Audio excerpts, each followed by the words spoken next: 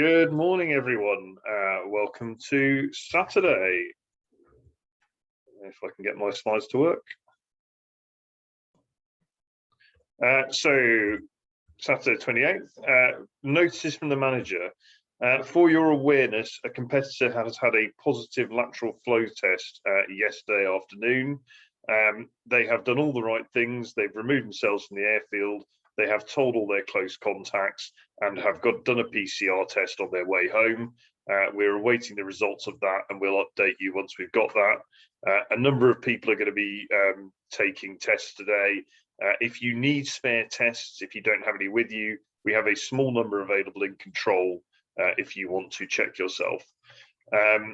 But thank you very much for the competitor for acting entirely properly and doing everything straight away. Much appreciated. Hopefully no further issues from that one. The continuing to stick to 20-mile-an-hour speed limit, great work, thank you, much appreciated. Catering tonight is buffet night. I'm sure it'll look just like that. And should be really good. It's kind of as close as we're doing to party night, given the gentle reminder we've had of COVID today.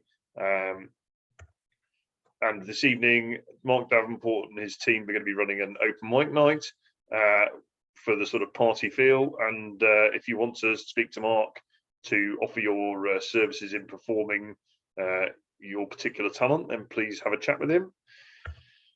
Director's notes, safety is no accident, so please keep up the good work. Thank you very much. Nothing else to say on the director's notes. Results, obviously yesterday we didn't have a contest in either class, but I thought I'd remind people where we're at. So in the 20 meters, Gary Coppin on 3,478. Tim Scott sneaking ahead with 10 points more on 3,486. And steaming ahead in the lead, Steve Jones with 3,630 points. But it's all still to play for. And in the 18s, it's really quite tight. Lee Wells on 3,320 points.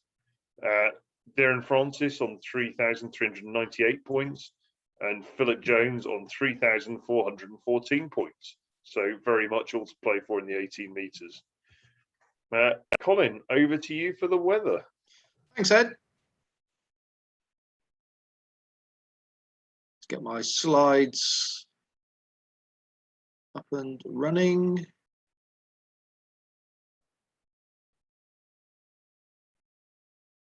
And away we go. So, weather today, folks. You'd think with the high pressure that's just been sat to the north of us, we'd have the repeat weather day in, day out. But to be honest, there's been slight variations, and I think today is very much that case. It's different from yesterday, although the picture looks very similar, and you look out the window and you think, oh, we saw this yesterday, but no, the data is different, and we're hoping to get something out of it today. So high pressure firmly established there, and I think it's going to stay there for another couple of days. We're drawing in a little bit more of a northeasterly flow now, as opposed to a northerly flow yesterday, with this unstable air over the near continent. It's got rid of some of the inversion that plagued us yesterday, and the isobars are not too tightly spaced, so it won't be particularly windy today. Positive note on the Farnborough TAF, that's sort of changed to 0108 knots, so it's brought it round a bit more of a northeasterly direction on the ground, and it's showing scattered at 3,000 feet anytime between 10 and 7 tonight. You know, that's also positive. Looking at Bryce as well, scattered 3-2 predicted, sort of leaning in the right direction. And the overcast stuff, they're saying between sort of 10 and 11 it'll be broken at 1,400 feet, which is probably a little bit of what we've got now, to be honest. Upper winds are, as you say, a little bit more northeasterly, 050 and 030 in East Anglia. Only 10 knots, to be honest, folks, at flying heights. Maybe 12 on another predicted model, but I think similar to yesterday, really. SatPic, just been updating this over the last hour or so, keep watching this, and I'm watching the area in East Anglia where the cloud is breaking up and not filling in again. So I'm sort of hopeful that this stuff is thinning as the morning goes on, and there's not the sort of inversion to trap it as there was yesterday. Hopefully we'll start to see sort of some of this break up within the next hour or so. Temperature wise, all the models showing about the same. The BBC this morning were suggesting 20 knots around the centre of the country and around us, sorry, 20 degrees. And this one's just showing it a little bit warmer over the sort of Cotswolds and North Midlands. I think it's going to be 20 degrees over us, maybe 21 further north. And playing about with those numbers and the dew points, hopefully starting off about 11s to 12 now and going down to 9s over us and 8s further north, will give a chance of a day, and certainly better weather looking at it further north of us.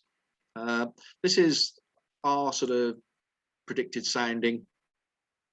12 o'clock, the lines are together at about 2,000 to 2,500 feet, and in the afternoon they come apart, and this is sort of showing more than likely cloud base about 3,000 feet above Lasham, with sort of 6 to 7/8 and a little bit chance of spread out during the day and during the afternoon. But looking further north, this is the Bicester Buckingham area.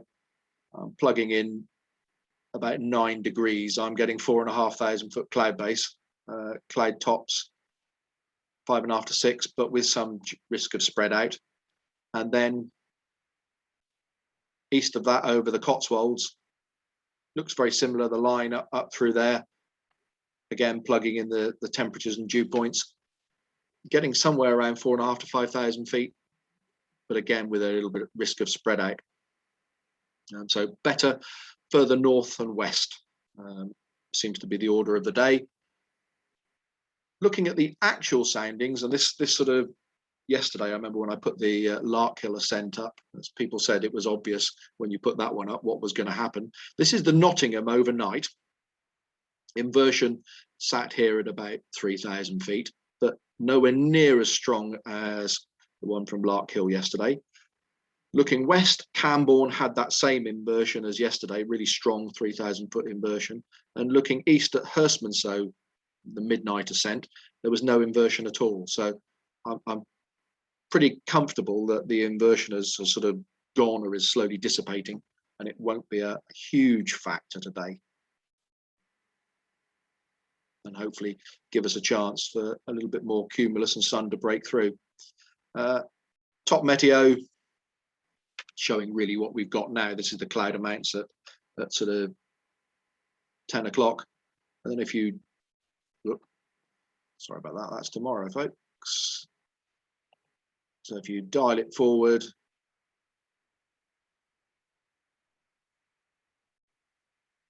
a couple of hours, start to break up by midday, and then we, by the afternoon, get into cumulus. But you can see they're just showing areas of spread out in various places, and I think that will be the case around us for today. Better out to the northwest and up towards Oxford and beyond.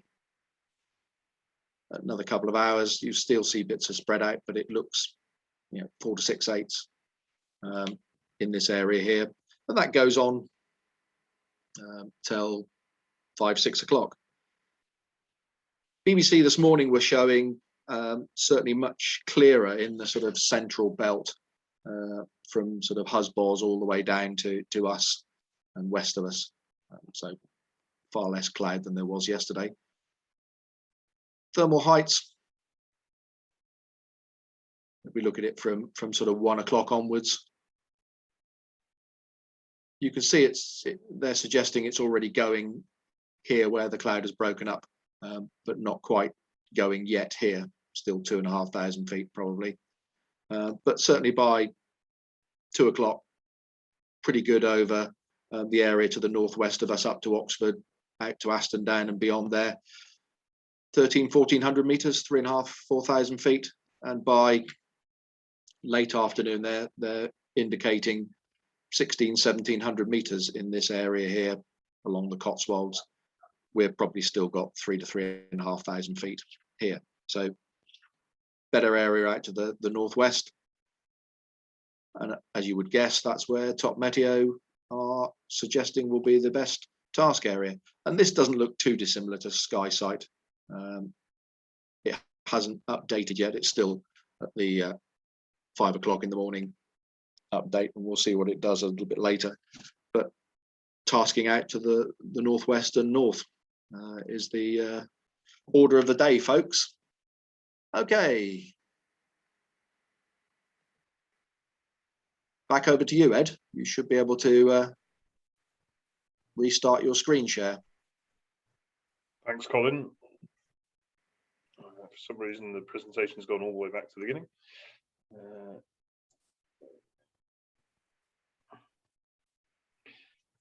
Okay, so on to the tasks. So based on that forecast, we have set tasks, a number of different tasks. Just for awareness, because of the slightly awkward direction of arrival for a couple of these, we've set all the minimum finish heights to 400 foot above ground level again today. So it's a little bit higher than it was earlier in the week. So for the 18 meters who are going to be at the front today, we've got a 330 kilometer task round the Bryce zone, going round anti-clockwise up to Welford, Mersey, Chipping Camden, Wickwar, and then back to Lasham. For awareness, if you go on this task, the Mersey turn point is going to be very close to where the juniors are turning, who are coming round Bryce Norton in a clockwise direction. We did share our tasks with them this morning as they were doing their task setting. The problem is there's some additional airspace around here, which Colin's going to be talking to you about, which makes it very hard to move any of these turn points and actually keep within the rules that we have to set the tasks within. So please, in this area, keep a particularly good lookout because you're likely to see gliders coming the other way. 18 meters fallback task. So if we don't think we can get you out of here as quickly as we'd like to, and we can't get you up to that good weather north of Bryce, then we're looking to fall back to something that's as close to that as we can get, but within the distance that we think you can do. So a 233 task, again, you'll be kind of coming in the opposite direction to the juniors along the southern edge of Bryce. And then the C task, if we really have to, don't get the clearance here as early as we'd like, we've got an absolute minimum distance task. Again, trying to get you into the best air up towards Shrivenham and then Brinkworth back to here. 20 meters on a very similar theme. Again, turning at Mersey. So just please keep a good eye out around here for competitors coming the other way on the juniors and the Cotswold Regionals task. I don't know where Dunstable are setting, but hopefully they're not coming down through this same gap. And then it looked a very similar sort of task. Slightly shorter, and the 20 meters fullback, again very similar, slightly reduced task down to 205 kilometers, and then finally a fullback, again very similar, Farringdon, Cliff Papyard and home. Okay, over to Colin for the airspace. Thank you, and good morning, everyone. For those of you who may have been observing control closely this morning, will have noticed a small nuclear mushroom cloud going up about 9:30 when Chiltern Park told us, having promised us at the start of the competition that they were not going to be jumping at all, decided they were going to jump today. So let's start at the top of this. It did cause a bit of consternation in here, but there we are, we'll get around it. The airspace file is version 3. The reason for this is the addition of the Marsh Gibbon DZ, which is a penalty zone for today. It's a dropping zone. They're dropping up to 5,000 some odd feet. It's in that airspace file. We've also deleted the Sidmouth rat, no longer there, and one other rat, which is not relevant to us. Chiltern Park then is active and is a penalty zone. Because it is not stated so on the task sheets, you will be asked at the front of the grid prior to launch to acknowledge that you have been briefed on that, and there will be a tick box coming round to do that. The Compton box is closed. The ODM ADZ is a penalty zone.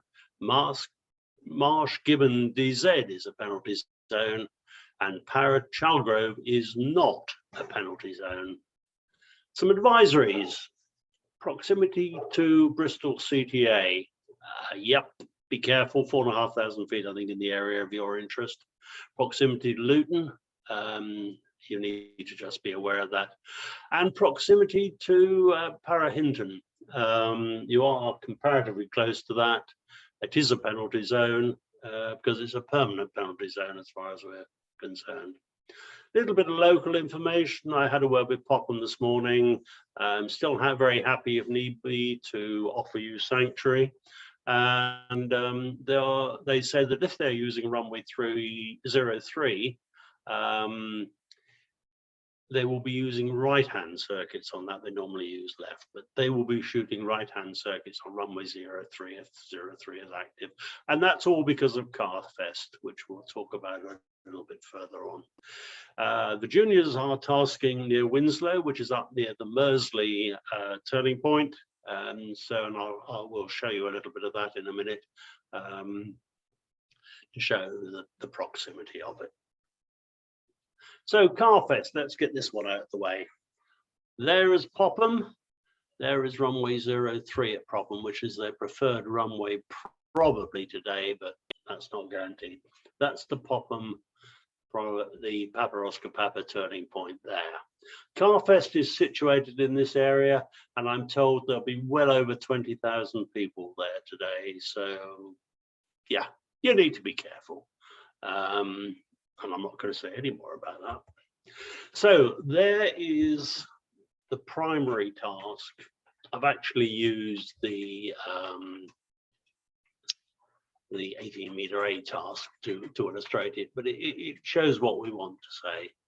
Coming out of here up to the Downs and beyond, that's Para Chiltern Park there. I hope you can see it. Now active. Hopefully it's far enough away from track not to concern you. Coming up here to Mersey, that's the turning point there, which the juniors are using, and we'll see this on another slide in a moment. Then across here, and as you can see, there's Hinton there. We're outside it, but you are close to it. I've given you a frequency for Hinton. This does not permit you entry into their DZ, but in extremis, you can obtain permission to land there. Across here, and nothing much to say there really. Coming down this way, you're fairly close to Gloucestershire, Staverton, and they should be operating on their 07, I think it is, and approaches in this area, so that shouldn't be an issue, but their departures will be out this way. That's the area around Aston Down for the juniors, for the launching areas. Not many more comments there. Down here, the Bristol CTA, I think it's 4,500 feet there, maybe 4,000 feet, 4,000 feet. So be aware of it. Not a lot more to say on that, really. We've given you a list of frequencies for little airfields, which may be of use to, one of which I know off the top of my head is Charlton Park there. We've given you their frequency. We've also indicated the frequency in use at Membry and Abingdon. So moving on. Now to look at the other thing that was bounced on us this morning is this top northeastern corner. This is our routing, but we know you don't follow the lines. And this is their routing into Winslow. Quite a potential conflict area there. And it is the juniors. I'm not going to say any more than that. So very much eyes out and watch out for it. Your flan could be going overboard. So I have nothing else. Any questions via the chat function as usual? And I just give you a little tag that we put in the bottom of the task sheet. Occasionally we sneak one of those in just to see if anyone's awake, and it could be reasonably pertinent to today. Reminder of the frequencies and the requirement, please, to prefix all calls with Lasham to prevent any conflicts and misunderstandings. And back to Ed. Thank you. Thank you very much, Colin. Yep. Oh, got some airspace questions, so just get some answers for you very quickly.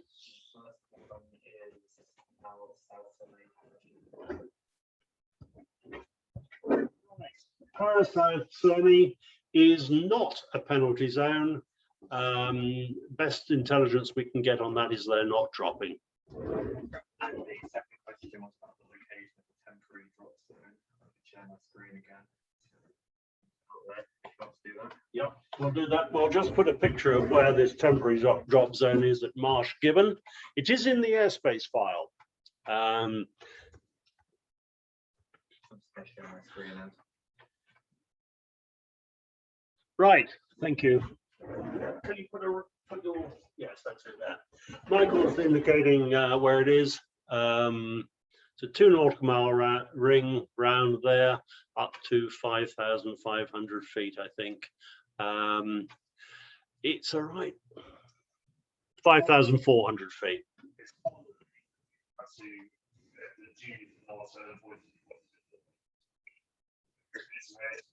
Also go into these areas that really have a great twist and turning points within the task setting rules that mean we have to stay outside of all the ATZs and drop zones and everything else. So, as you can see, it really kind of interferes with that corner a bit. Yep. Right, thank you. Okay.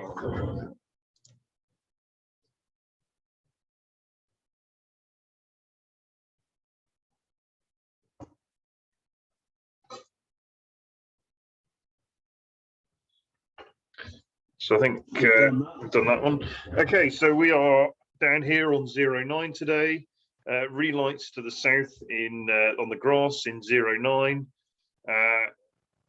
Please take care if we're hoping we're going to fly. I mean, it is slowly brightening up, and we've seen some pictures of cumulus and blue sky at Enston, so it's definitely not completely impossible. But just take a bit of care. We had a few people doing some fairly exciting driving when we scrubbed yesterday with the club gliders and tugs landing. So just be aware there will be club gliding operations going on the north of the grid. For the approach back in, for you guys, we're pretty much going to be coming in kind of in line with these blue arrows. Obviously, once you've caught the edge of the sector, you're then done with racing, and we're trying to just land safely. What we'd like you to do is try and line up with a bit of time to spare on 09 on the runway or on the grass to the south side, and land long and straight where possible. I've just put these red arrows on to show you that you'll have club circuit traffic turning inside of that. So if you are coming back from a slightly odd angle, if you're a bit more north of track than you'd planned to be for various reasons, then please watch out for ab initio surfing traffic and club pilots.